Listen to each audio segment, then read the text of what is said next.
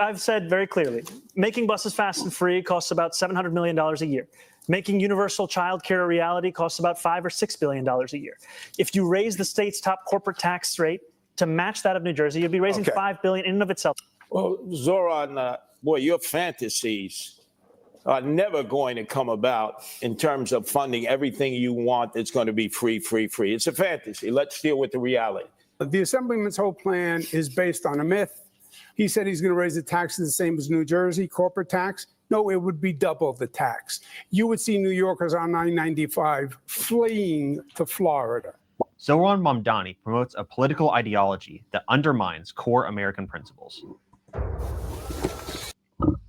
I don't even see how you can make that claim. There's nothing he's done that's undermined American core principles, unless we're going to start making things up or just overgeneralizing his policies to just say it's communism. I'm curious on this conversation. I do have another thing later on in this stream to talk about Mamdani and opinions about Mamdani. We'll save that for later. But in this in particular, when it comes down to Mamdani and what he represents, I'm curious to see, like, in a good faith way, to talk about who he is. Something Andrew Cuomo can't do. Yeah. So I guess we could start on the prompt here. I think that there's two main ways in which Mamdani undermines core American principles. I think, first of all, his economic agenda is inherently anti-American, and then I also think what he represents culturally is inherently anti-American. First of all, on the economic part. All right, economics and culturally. So this should be interesting because. Okay, let's dive into it. I think that it's pretty well established that rent controls, price controls just flat out do not work. It's really a variation of Marxist ideology that the government needs to step in and set what the market should be. That is an ideology that we fought against for the entirety of the 1900s. We can get into later of why price controls and rent controls don't work. Then on the cultural aspect, I think that Mamdani's characterization of New York City as being this Islamic phobic city and that America is this place that is just harmful to Muslims could not be further from the truth. And I think that the story that he told the other day of the real victim of 9/11 being his aunt is probably one of the most disrespectful things that someone could say as someone running for the mayor of New York City. The victims of 9/11 were the people who died on 9/11. All Americans were victims of 9/11. And to say that the real victims were Muslims that were living in the city who may or may not have had an extra look glanced at them, may or may not, is just crazy. And I could literally not think of anything more anti-American than to say that. I could respond to the first part. I don't really have an opinion about the second part. But you have an opinion? I don't really have an Islamophobia? I mean, I have an opinion of Islamophobia, bad, but I don't really think it's the crux of this. I think, if you think price control is bad, which I think government has a role in controlling prices, you disagree with that? I mean, I think that price controls themselves, setting price caps, that the government shouldn't have a role in doing that. But the government does have some role, you're agreeing, in controlling prices. In controlling inflation, sure. But when we're talking about rent controls or price controls, we're talking about setting a price cap. That's what a rent control is. I think we should focus the first part of the conversation on whether or not this is un-American, and then we can move to the effectiveness of the policy. Yeah. I'd like to talk about both. I think it's wild for you to say that they may or may not have gotten a couple more glances when we know Islamophobia is proven to be not only specifically linked to the attacks on 9/11, to which most Muslim Americans were blamed for, even though there's no relation to Al-Qaeda, but also no relation to Al-Qaeda from 9/11? No, the Muslim Americans. Wait, go back. You said something I don't know if you misspoke. You said that there was no correlation between Islamophobia and 9/11. Is that? No. I'm saying there was a high correlation in post 9/11 that specifically Muslims are targeted socially. I was continuing with Martin's claim that they may or may not have gotten a couple glances when we know that hate crimes are on the rise. That's from the NYPD, specific data that has proven that. It's not just an opinion. And when we saw a lot of the capture during the Bush administration, which I've increasingly noticed a lot of MAGA are willing to say that the Bush administration acted outside of their authority. Would you guys agree with that? I hate George Bush. So okay, that's all I'll say. George Bush. We agree. The Iraq War was a big fat mistake. Yeah, and specifically the abduction of Muslim Americans and sent to Guantanamo Bay to torture them to try to pry out any information relating to Al Qaeda is insane. And that's specific racial profiling, which we would call Islamophobia, specifically because of the basis of the religion. And that had heightened effects after 9/11, which is exactly what Zoran's talking about. He was not dismissing the victims of 9/11. He was not saying that the people that died in 9/11 were not actually victimized. He was saying specifically there is an undercurrent of hatred towards Muslims that has happened in New York City that goes unnoticed. And by presidents of Republican organizations that say they may or may not have gotten an extra look. But he was saying that the real... I'm not doing a lot of commentary. This is bad on my part, bad video. But it's because I'm trying to figure out this DoorDash order because I need this person to deliver my groceries. let's rewind a little bit. Controlling prices. And controlling inflation, sure. But when we're talking about rent controls or price controls, we're talking about setting a price cap. That's what a rent control is. I think we should focus the first part of the conversation on whether or not this is un-American, and then we can move to like the effectiveness of the policy. Because I'd like to talk about both. I think it's wild for you to say that they may or may not have gotten a couple more.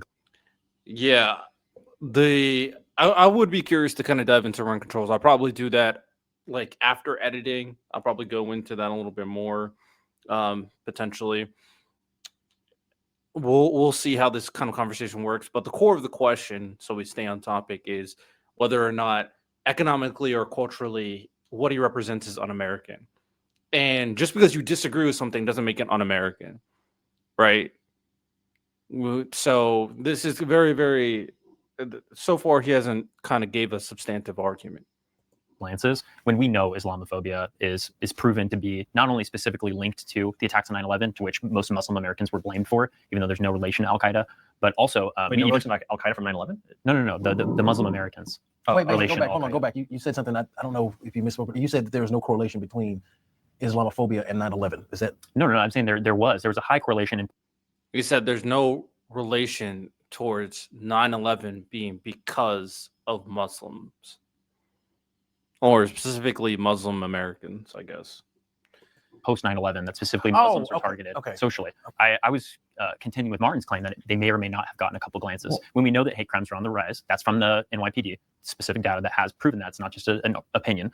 And when we saw a lot of the capture during the Bush administration, which I've increasingly noticed a lot of MAGA are willing to say that the Bush administration acted outside of their authority. Would you guys agree with that? I hate George Bush. So Okay, that's all I'll say. George Bush. We agree. The Iraq War was a big fat mistake. Yeah, and specifically the abduction of Muslim Americans and sent to Guantanamo Bay to torture them, to try to pry out any information relating to Al Qaeda is insane. And that's specific racial profiling, which we would call Islamophobia, specifically because of the basis of the religion. And that had heightened effects after 9/11, which is exactly what Zoran's talking about. He's not dismissing the victims of 9/11. He's not saying that the people that died in 9/11 were not actually victimized. He was saying specifically there is an undercurrent of hatred towards Muslims that has happened in New York City that goes unnoticed. And by presidents of Republican organizations that say they may or.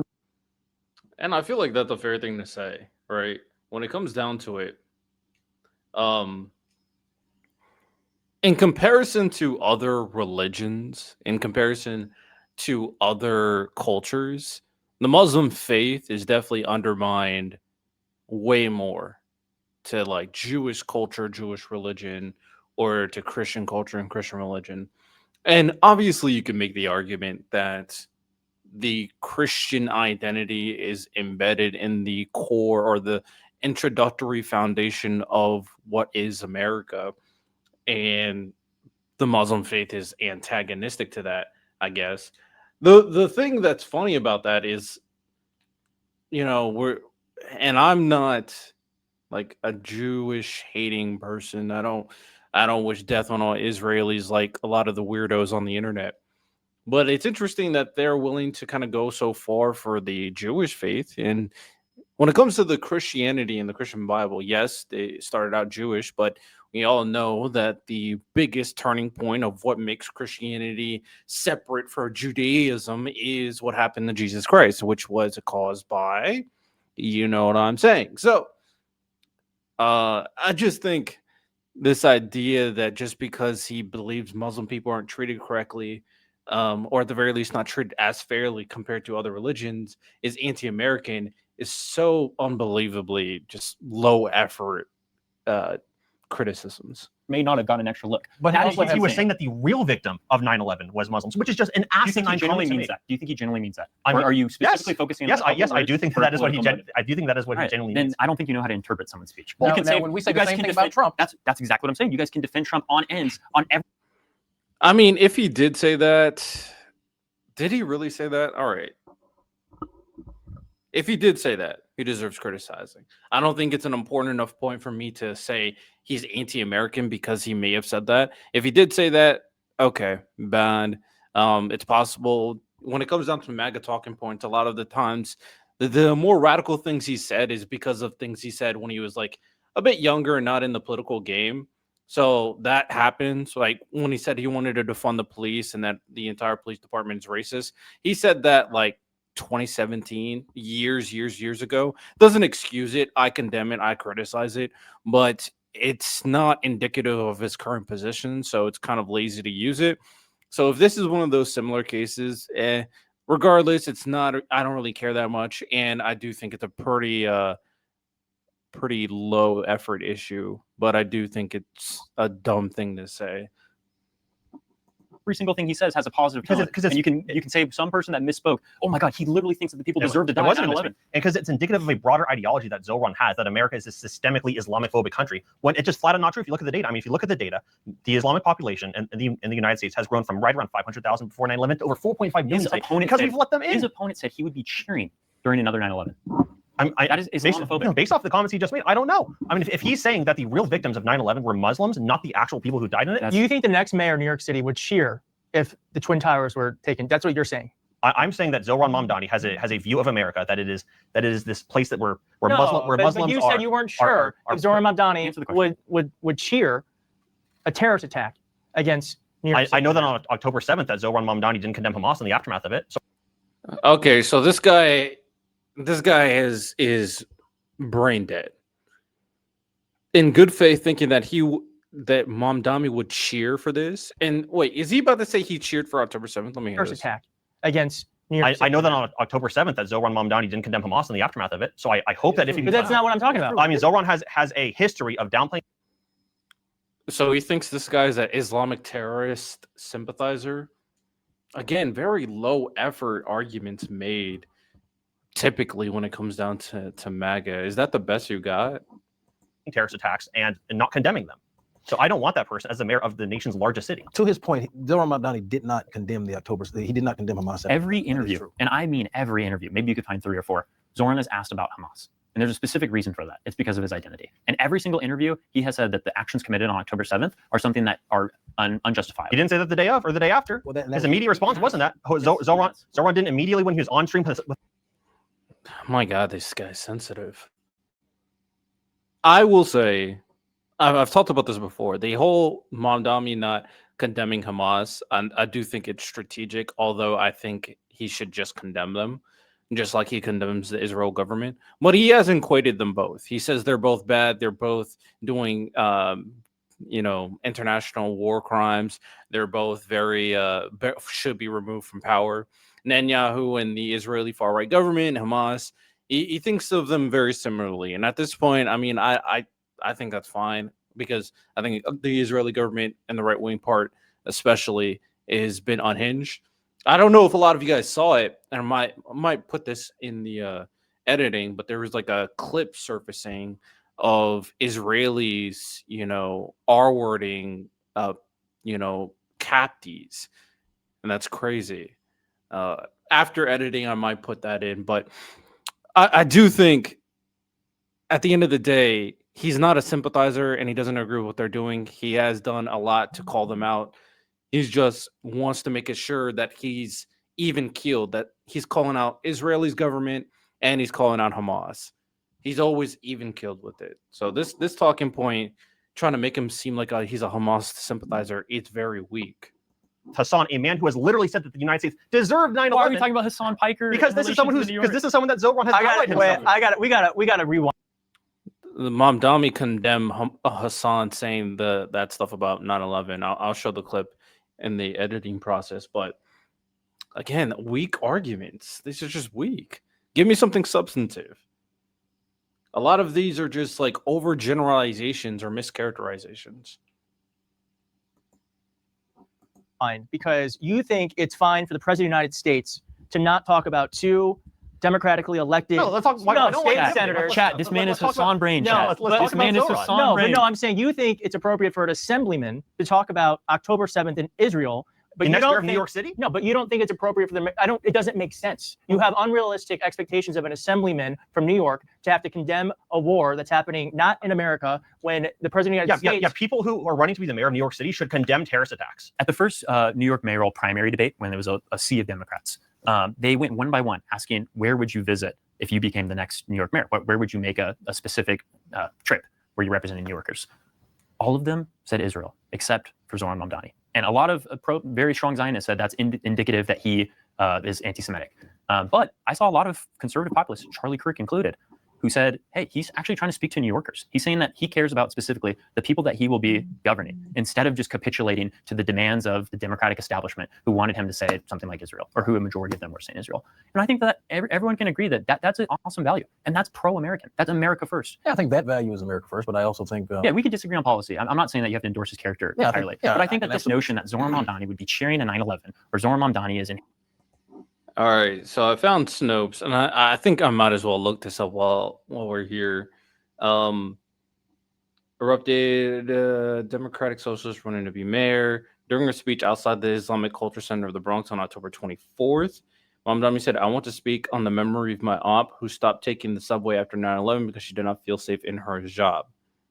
Okay. The days followed, multiple social media users accused Mamdani of fabricating the story. All right. Working in blah, blah, in Tanzania. The sociopath can't help himself. Okay. Focus on Islamophobia. He said in part, emphasize ours. I'm trying to see, like, where does he say Muslims are the true victims? I'm going to keep looking. Or Zoran Mamdani is going to prioritize Muslims over all of New Yorkers. I mean, look at his record. Zoran Mamdani is focusing on affordability, and that's affordability for all New Yorkers. It's not just for Muslims. It's not anti-Jew. He has built a multiracial coalition of working class people where he has 90,000 volunteers. That is an army. That is more than most people in counties across the United States. And that is because he's building a multiracial coalition. It's not just Muslims. It's not people that are anti-Jews. I don't even disagree with you that he's built a hell of a coalition. No one can, obviously, right? But I think my issue with Mamdani is he's talking about price controls and all that. That doesn't happen. First of all, the state of New York has one of the highest costs of living in the country. Yeah. So if we were to I'm sorry, I don't want to interrupt you. I want to talk about effectiveness, and you'll get the floor right after. Can we just go one by one saying whether or not he's un-American?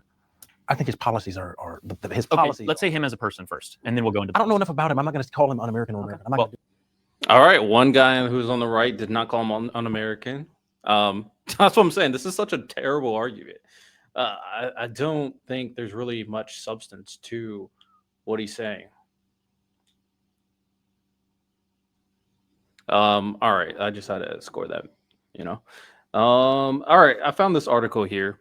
I need to stop playing Madden while I'm streaming. I gotta focus. The video shared by Fox News.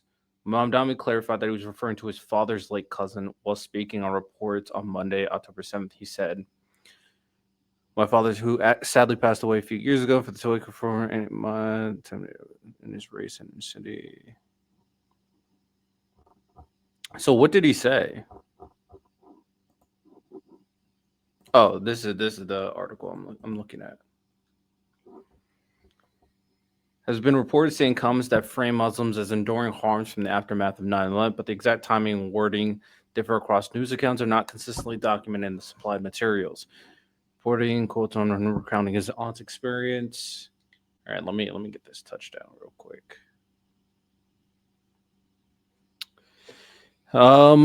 Because he did not feel safe, and other reports. However, the sources disagree whether a specific mosque side remark occurred on particular people claiming on why it matters. Said Muslims are the real victims of 9/11 in a public setting that he told a personal attitude about his aunt, because those claims matter because they shape public perception of Mamdani's sensitivity to 9/11 victims.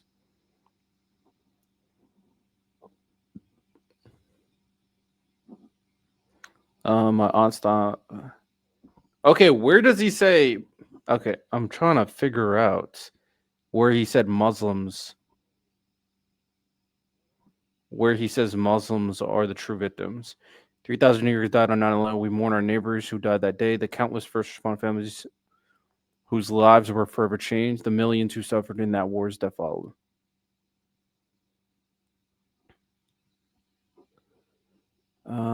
America deserved 9/11. What? States spoken on, but did not record this distinct comments. Real tips. Their single attribute. Muslims are the real soundbite exists. Blah, blah, blah. All right, so this claim just doesn't exist.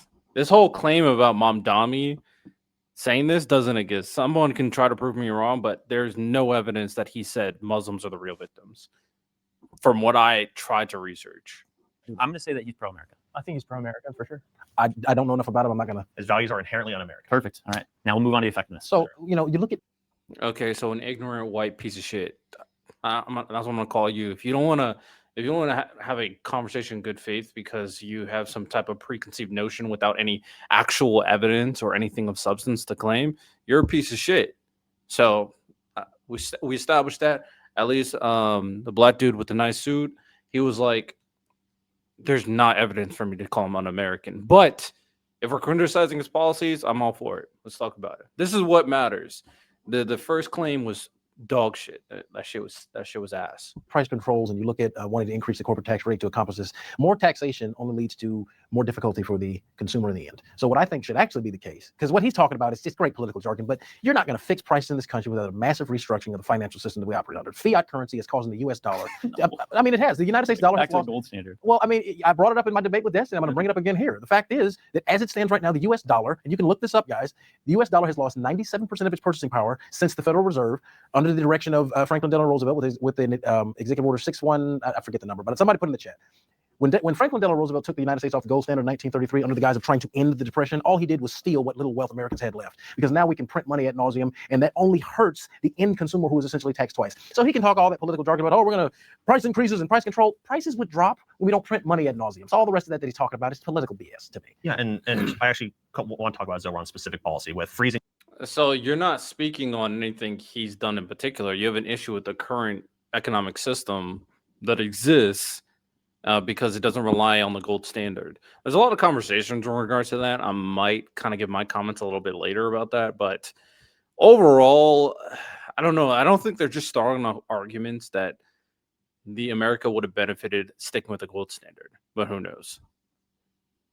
Right now, his criticism to Mamdani was very shallow still. The rent, and aka a rent control. Right. So I want to go to you because you left-wing populist. I assume you're a fan of Zoran's economic policy there. Can you give me the argument for a rent control? Yeah, these are already rent stabilized units. So it's not a rent control at large for all of the apartments in New York City, as I've seen a lot of conservatives caricature. These are already rent stabilized apartments. He's saying that he's going to freeze the rent, which essentially means he will no longer allow rent hikes that are already affecting a majority of New Yorkers there.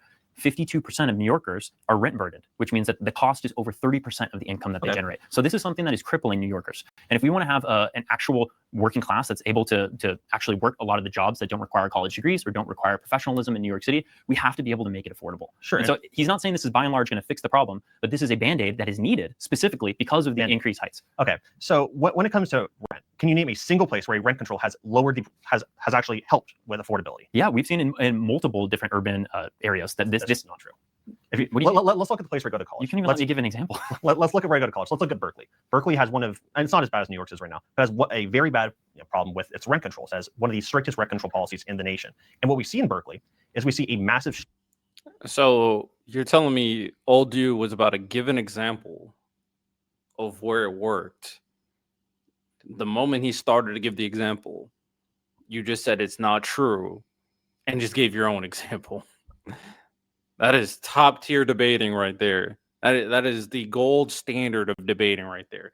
Just don't let your other side talk. Gotcha. Understood. Shortage of housing, because that's what happens when you have rent control. Right. Because what's the focus? So let me get through this real quick. The issues with rent controls is that it disincentivizes people from building new housing, which is the actual way. Private developers. It disincentivizes landlords from building new housing because it makes it unaffordable for them to rent out these apartments. That's why you see in Berkeley only luxury apartments being built right now, and the city has just had a massive crisis with affordability of housing. Can you tell the audience the difference between inelastic and elastic goods? Yeah, so the difference is the price in goods where it's Build a website you love with Wix. Where your words create.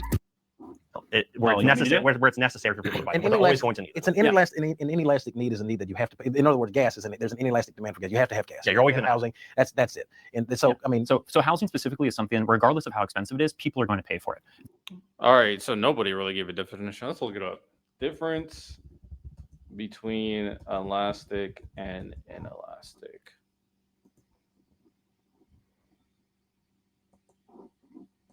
I think I understood, but let's have like something a little bit more clear in terms of a definition. The Giants are beating the Bears, Bear. Elasticity and inelasticity of demand describes how much demand charges when an economic factor like price changes. Price is the most common factor in determining elasticity, but income level and availability of substitutes also matter.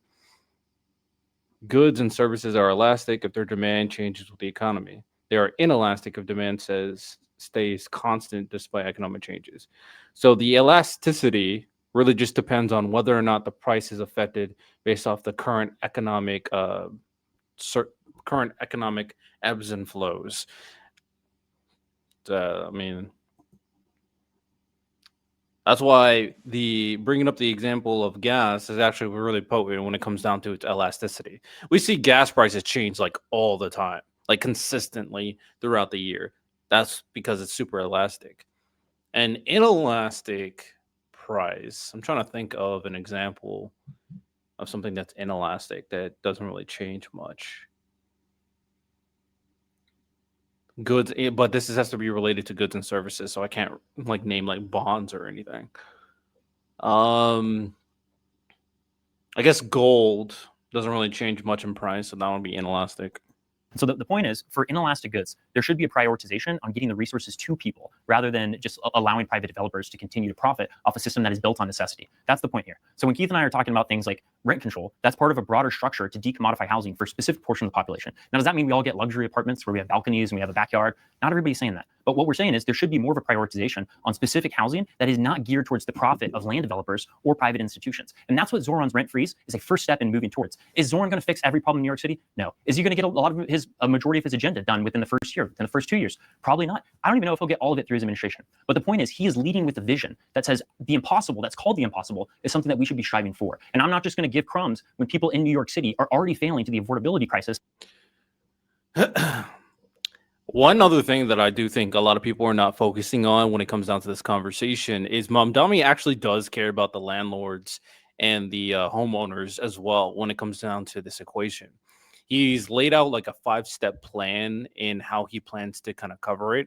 I'll probably put a clip on how he plans to do it and go into a little bit more depth after editing. But I do think it's important to note that yes, he cares about the people, but he's trying to help all of New York. And I do think that's admirable, regardless of if this would work or not. The intentions seem genuine. And can't provide their families with essential resources. But then that's the point. Well, and to the, I mean, I don't disagree with that premise. I think that I'm someone that is a big proponent of the universal basic income plan that Dr. King was a fan of, which was promoted by a Republican administration in Nixon, by the way. Because as a Christian, God's children should always have a place to eat and a place to lay their head. We're commanded to do that as Christians. But at the same time, you have to find a balance between the profit. I don't believe what he said about the Republican part. But shout out the universal based income idea. I don't know how I feel about that.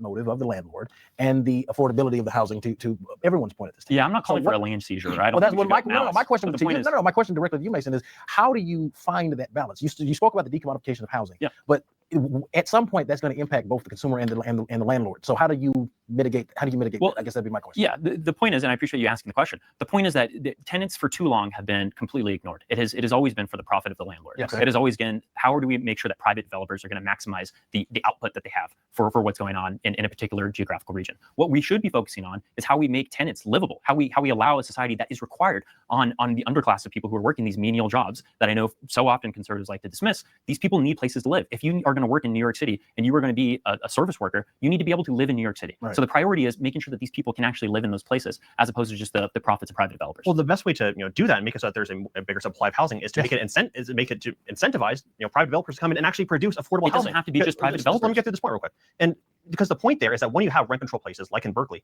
the only exception that usually is for luxury apartments. So what private developers would do, because they are not going to come in and make a place that's going to be rent controlled because they're not going to make money off of it, they come in and they make luxury apartments that people can't afford. That's the problem with rent controls, is that it limits the supply of housing when the best way to bring down the price of any good is to increase the supply of it. So what we should be focused on is making housing more plentiful. We should be focused on creating zones and making it so that people can actually produce housing. Rent controls and price controls in general have shown time and time again not to work because they limit the supply of housing. Well, then we have to. I would actually throw this in there just to enhance the conversation as well. President Donald Trump has been working to lower the price and put a cap on the price of medications like insulin and things of that nature. So we see a multiplicity of instances where Republican and Democratic administrations set price controls, ceilings, or floors for given drugs or commodities. So the real question to me would be, why have we not tackled this as a nation from from a top-down perspective, because Mamdani doesn't have to make the statement that we're going to try to raise the tax rate on corporations, raise the tax rate to do this and the third, if there's not first at the federal level something being done to accomplish both tasks.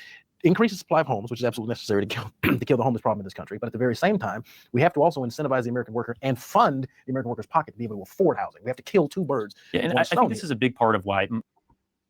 That's an interesting point to make when it comes. I say very repeatable statements. I gotta be a little bit more observant on what I say. That's an interesting observation. It seems like he is hell-bent on focus on raising the wages of the people, which fair. I do think, I wonder if he does look at the aspect of the wages not increasing is also in part due to the unilateral collection of funding and accumulated wealth from the top 1%. Because it is always weird when you look at how the economy is increasing or has always been steadily increasing. We're having more and more goods. We have more and more wealth in general in terms of the nation. And the people who are benefiting the most is the people on the top. They're reaching to the point where they might become a trillionaire. Elon Musk might become a trillionaire. So it really begs the question, how are we going to raise the wages of the people on the bottom line if the people on the top don't want to increase their taxes? If the people on the top do want to hoard all the wealth that they are accumulating? So I'm confused about that part where he said we don't have to focus on the taxes. The federal government needs to do something in terms of increasing the wages. The people who are not given the proper wages is also in due part to being like billionaires. And there's an incentive, all these billionaires and super rich people, to kind of influence the government, which is a lot of people wants to take money out of politics. And a lot of people believed, coming into the election that there's this huge dark state. And we're seeing in real time when it comes down to Donald Trump that he has no problem being a corrupt politician, and he's doing it openly, and MAGA does not care. But also his friends, they're all are capitulating to him, so they have more free reign or are not hurt as much with like tariffs, or not as hurt as much as when it comes down to certain limitations to the funding that they can acquire or something else. I'm blanking in particular. I was literally talking about it recently on the business's capitulation to Trump, because Trump has been doing a lot, tariffs, lawsuits. There's a lot of benefit for like the government investing in some of these companies as well. Allowing the free flow of AI and technology investment has been helping a lot of these big corporations as well. So there's a lot of influence there. That's why I'm looking at the guy who's talking about it, raising the income. It sounds like you would probably be more aligned with Democrats then, right? But who knows? I got to be right back. I'll play the video in the meantime. Mamdani's campaign has been so successful is because he's generating energy on people identifying where these problems lie. It's no longer people are blindly going into whatever is given to them and saying, okay, I'm going to have to deal with this. He's specifically pointing at areas of problems, which is the lack of political will in order to get affordable housing. Okay. That's not just through prioritizing private developers to continue to profit. It's also through non-profitable means of building infrastructure and building public infrastructure. So this another part is. And another part of it is specifically transportation, which we haven't even talked on. Another key pillar of his campaign is free and fast busing. Do you guys know one of the most successful examples of free transportation in Southern California? I know none of you are from here. So I'll say Laguna Beach. Laguna Beach actually has bus infrastructure within the entire city that is free. You walk on, you go to your destination, and you get off. And there are reports from an array of different economists that say for every dollar that's spent on making public transportation public, which means the public's able to use it, $4 to $5 goes back into the local economy. And that's because people are actually spending it at the shops, the commerce areas that these buses are taking them to. On the second point is, everyone always says that the free busing is just it's just going to allow unhoused people to just take over the buses and they're going to sleep on there, blah, blah, blah, blah. I It's think only it's a done for poor legitimate areas. concern. Well, in Laguna Beach, if you look at the median house price, these are not poor people. They can definitely afford a bus fare. The reason why they don't do it is because it just makes it more convenient for everybody. You get on, you get off at your location, it makes it faster so people aren't having to fiddle with their tap cards, which can increase 2 minutes per person. Sometimes it takes up to 7-8 minutes just for the bus to get everybody on. And that just creates inefficiency. Yeah, and on the transportation, I'm not going to get into the economics of it because it'll be a long-winded debate. We're kind of running low on time. My big issue with Zoran's free busing policy was just how he sold it the other day. He sold the free busing policy as being able to lower the amount of assaults in New York. I mean, what It's a bad selling. Yeah. How are we selling this policy of free busing, which I would consider economically literate? But how are we selling this policy? Laguna Beach is How are we economically selling this literate. policy Republican Laguna as a policy that's going to lower the amount of assaults? We're saying that the solution to people assaulting bus drivers is just let them on the bus. I mean, what a ridiculous statement. I haven't said much. I'm just going to say this because I'm not really a policy person. I just know I come from a working class family. I feel like that's probably a mischaracterization on what actually happened. I already seen it before that this guy mischaracterized the other quote without any evidence. I'm guessing this is another circumstance where he's mischaracterizing it without any evidence. So I'm probably just gonna look it up. I'm gonna be honest. Mamdani free buses lower assaults. I'm guessing a lot of the things when it comes down to this guy and where he gets his information is he gets it off Twitter because he just sounds like he looks up Twitter headlines.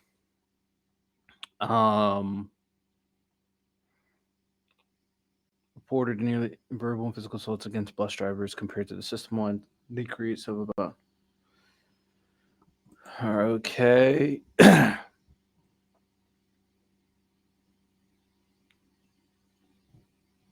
We're seeing I'm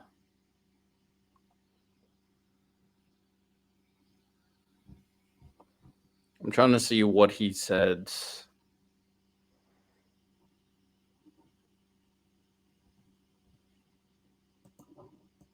Specifically. I'm looking.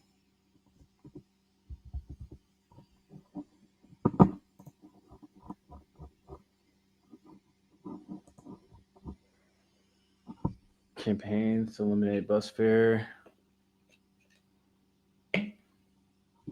Okay, I think it's this. Hold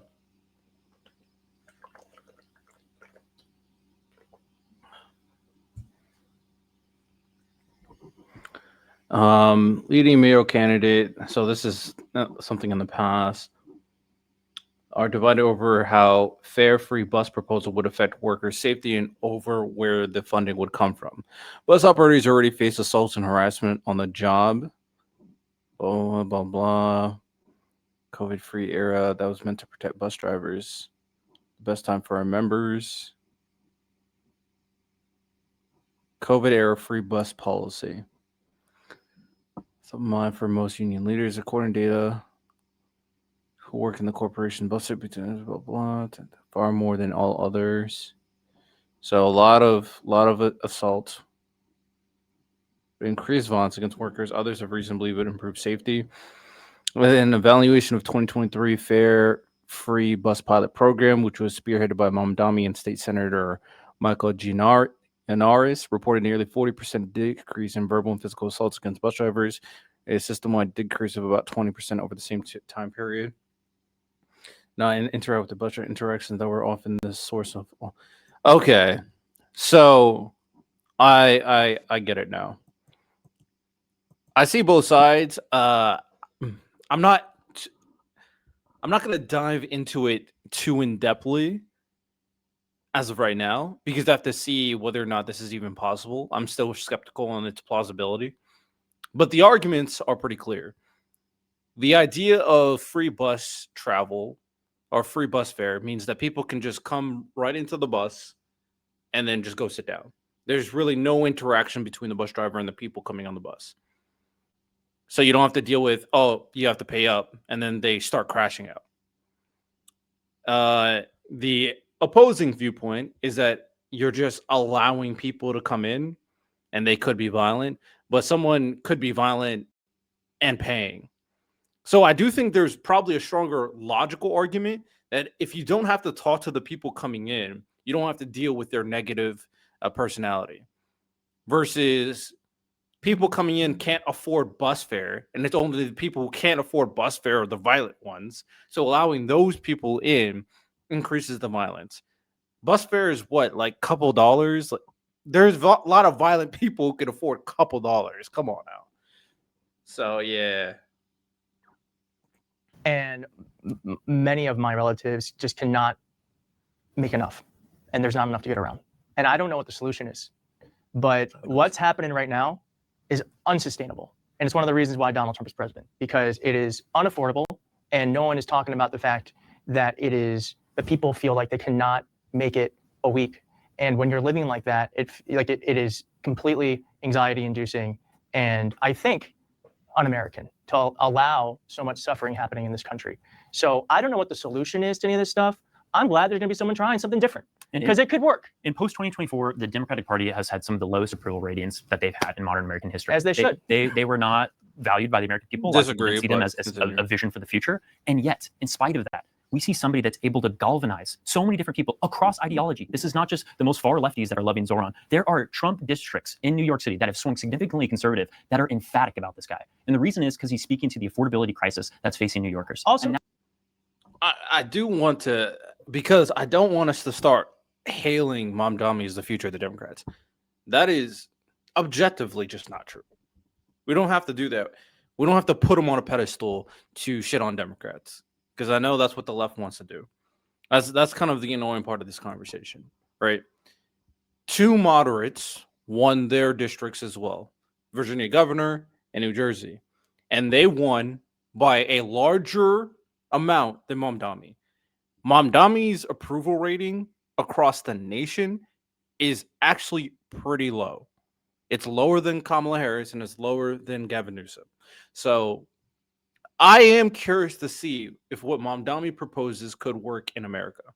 I am willing to see how not only he navigates dealing with the system that exists, but also to see how the people will either change on him if it doesn't work, or if the people will adopt it so much that they pressure the systems to push it through.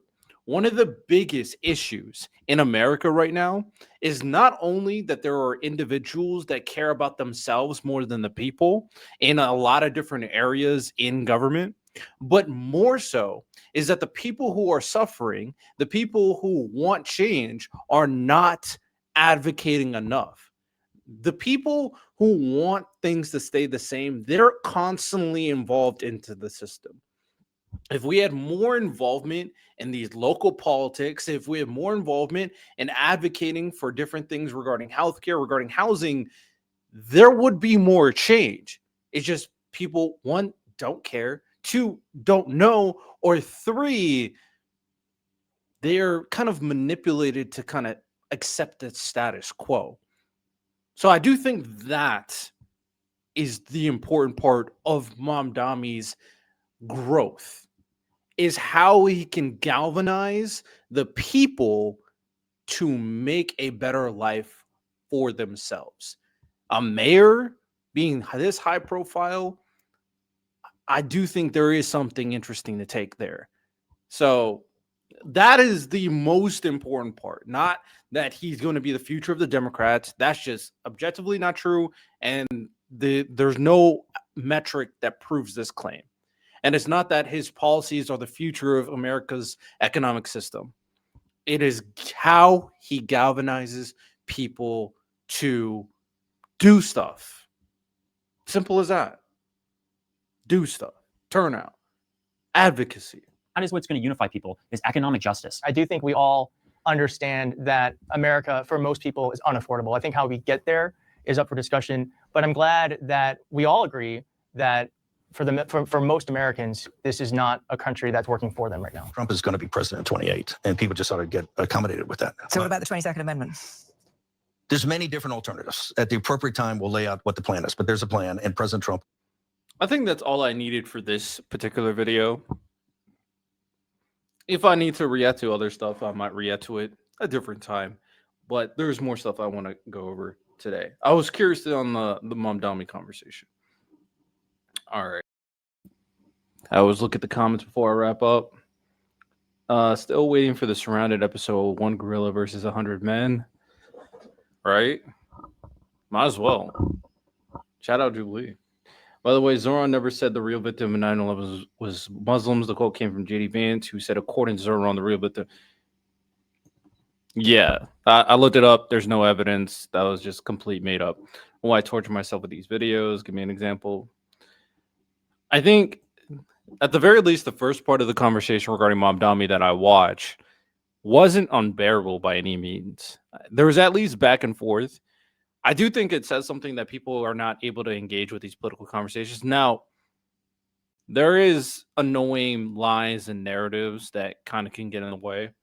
I think what can make these conversations a bit more bearable is something as simple as fact-checking moderators. The idea that we can continuously just keep on pushing misinformation and lies is so annoying that I understand when I'm listening. It's like, bro, that's just not true. And these conversations aren't entertaining. There's one thing, you can push lies and misinformation. Well, you can't. I hate it, by the way. But in terms of a product, you can do it, but it has to be entertaining, right?